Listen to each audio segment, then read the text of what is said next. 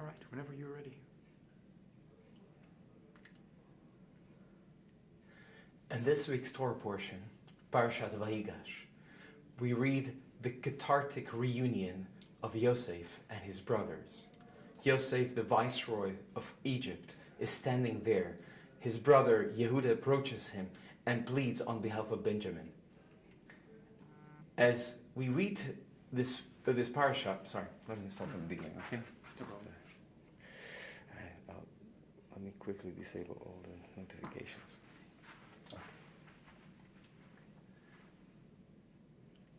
In this week's Torah portion, Parashat Vayigash, we read the cathartic reunion of Joseph and his brothers in Egypt. Joseph, the viceroy of Egypt, has put Benjamin. Okay. Sorry. Just start over. Let me just calm down, and I'm so bad with the video. Okay. In this week's Torah portion, Parashat Vayigash, we read the cathartic reunion of Yosef and his brothers in Egypt. Yosef is the viceroy of Egypt, and Yehuda, his brother, is pleading on behalf of Benjamin. Our sages, when they read this pasuk, they had okay, sorry. That can be cut out. Yeah. So until now, we cut everything out, so we start from the beginning. I'm just. But in general, if you get something, you start from the sentence right before, and I can cut it out. In this week's Torah portion, Parashat Vayigash, we read about the cathartic reunion of Yosef and his brothers in Egypt. The verse says that after Yosef hears the pleading of Yehuda, he says the following: Vayomer Yosef el Echav. Yosef said to his brothers, Ani Yosef, ha'od avichai. I am Joseph.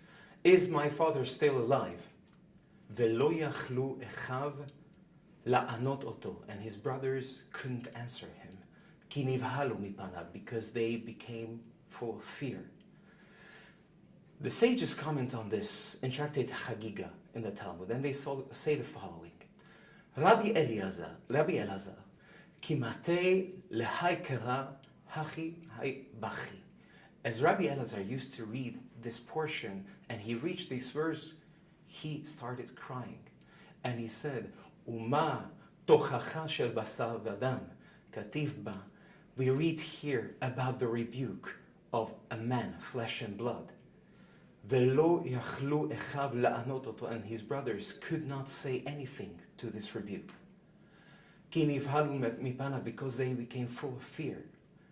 Tochachat shel HaKadosh Baruch Hu, what happens when God will rebuke us at the end of the days?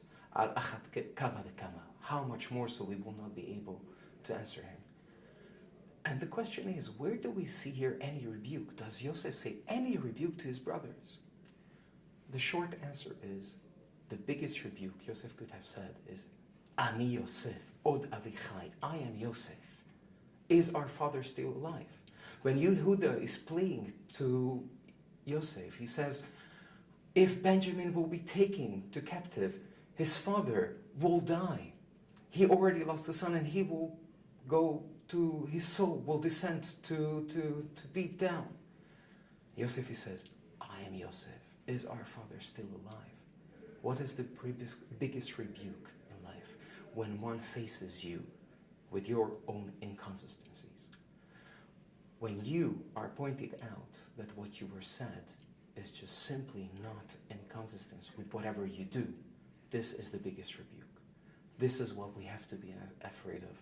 God will take care of our bad deeds and good deeds, but if we keep on saying something that we are not, if we are not true to ourselves, the last rebuke will be something that we will not be able to withstand.